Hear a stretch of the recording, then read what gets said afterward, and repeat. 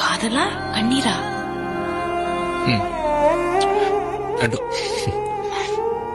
இந்த உலகத்திலே சுருக்கமான காதல் கதை இதுதான்.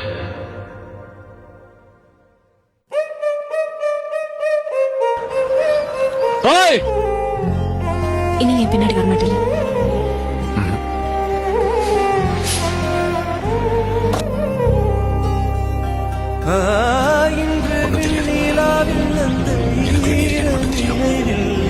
கண்டு தவிப்பதேனோ